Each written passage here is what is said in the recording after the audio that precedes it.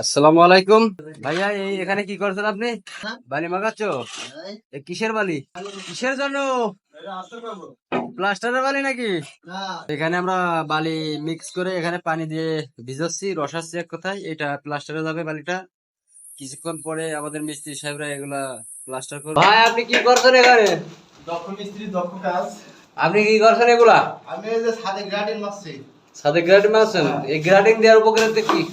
গ্রাটিং দিয়ে এই যে বালিতে প্লাস্টার করা লাগবে। এটা অন্য ধরনের। আসলে দেখুন, এই যে মিস্ত্রি সাহেব ছাদে গ্রাটিং মারছে, এই যে সিমেন্ট গুলা পাতলা করে গোলায় ছাদে মেরে দিচ্ছে। তো এটা খুবই সুন্দর একটা উদ্যোগ। মানে এখানে যদি বালি ধরায়, বালিটা কামড়িয়ে ধরে রাখবে। আচ্ছা আপনি এবারে বলেন, যা বলবেন।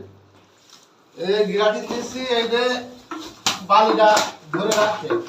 ঠিক আছে? গ্রাটিং না দিলে তো বালি ধরবে না। প্লাস্টার করতে হবে না। প্লাস্টারটা মনে করবে গ্রাটিং দিয়ে করতে হবে। এই গ্রাটিং দিচ্ছি, এই সিমেন্টটা ভালো ধরে, কামড়িয়ে ধরে, বিল্ডিংটা হ্যাঁ লাস্টিং করে ভালো। বলো। এই যে গ্রাটিং দিচ্ছি, এই গ্রাটিং না দিয়ে তে বালিটা ধরবে ভালো। ঠিক আছে? প্লাস্টার করতে হবে। গ্রাটিং না দিয়ে প্লাস্টার করা যাবে না। ও ছেড়ে দেয়? হ্যাঁ, ছেড়ে দেয়। আসলে গ্রাটিং না দিলে বালিটা ধরালে ছেড়ে দেয়, এই জন্য গ্রাটিং দিচ্ছে। গ্রাটিংয়ের মধ্যে কামড়ে ধরে, এই জন্য। তো গ্রাটিং জিনিসটা হচ্ছে পুরোটাই সিমেন্টটা এটা পাতলা করে গুলায়, এটা ছাদে হোক ইটের ওয়ালে হোক, এটা হচ্ছে দিতে হয়।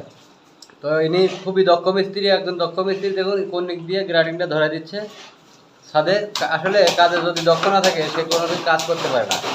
তো এখানে এসে দেখছি মিস্ত্রিরা খুবই দক্ষ একটা মিস্ত্রি, সেই রকম মারতেছে বালি। এই যে আমাদের এখন সিমেন্ট ধরানো হচ্ছে ছাদে।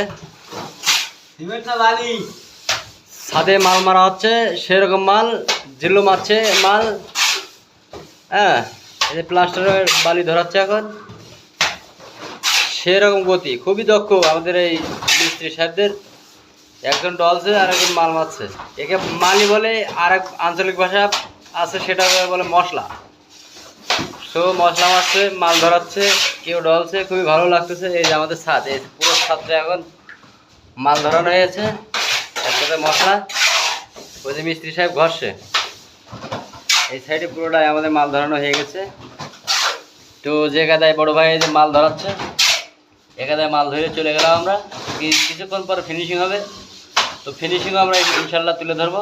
মাল মারছে, এই যে মাল মারা হচ্ছে এখন, খুবই স্পিড, খুবই গতি। আসলে যারা যে কাজ জানে সেই কাজটা খুব দ্রুত করতে পারে। এখানে কাজটা খুব দ্রুত চলতেছে। তো এখানে আসলে ঘরের ভিতরে প্রচণ্ড গরম, কিছু করার নাই। এখন জ্যৈষ্ঠ মাস, আম কাঁঠাল পাকার সময়, এখন গরম তো পড়বেই, কিছু করার নাই। সামনে আষাঢ় মাস আসলে বর্ষা হবে, সেই সময় একটু আরাম পাবো। এখন তো আরাম নেই, এখন সব হারাম।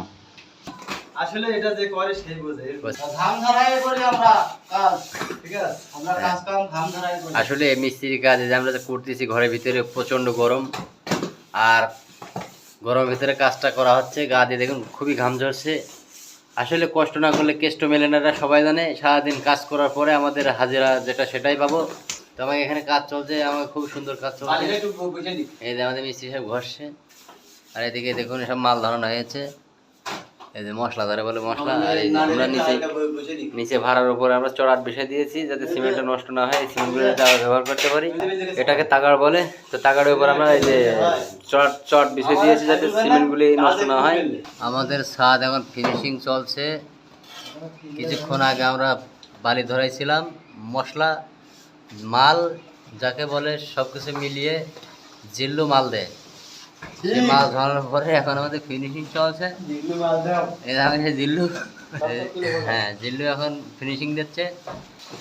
জিল্লু মাল ধরাইছে, ধরে ধরে এখন ফিনিশিং দিচ্ছে সেরকম। অস্থির মিস্ত্রির দক্ষতা দেখুন। ওখানে এই যে পাটা বলে না কি যেন, উষো ছেড়ে দিয়ে চম্বুকের মতন ধরে রেখেছে। আসলে একে বলে মিস্ত্রি। ভাই আপনি কাজ কোন দেশ থেকে শিখে আসছেন? ইন্ডিয়া থেকে? ইন্ডিয়া কোন জায়গায় ছিলেন? কেরালা থেকে শিখছেন? ও, এই জন্য আপনাকে একটু কেরালা কেরালা ভাব লাগছে, তাই না? আসলে আপনার কেরালার সাথে মিল আছে। আপনার কাজও খুব সুন্দর। আপনি একটু কেরালা ভাষায় একটু কিছু বলেন। মানে কি, এর মানেটা কি? মানে এটা আমরা ভাই এটা মানে কি? ভাই এটা আমরা ফিনিশিং দিছি, ফিনিশিং দিলে যাও তো হাকা সুয়া মানে ও তাই তো আপনি ভালোই এই কেরালা ভাষা জানেন তাই তো? হ্যাঁ আমরা জানি কেরালা ভাষা খুব কঠিন একটা ভাষা। তারপরে ইনি ছিলেন কিছুদিন কেরালায়, কেরালা থেকে কাজ শিখে আসছেন, সেখান থেকে এখন কেরালা ভাষা ঝেড়ে দিচ্ছে আমাদের মাঝে। যাই হোক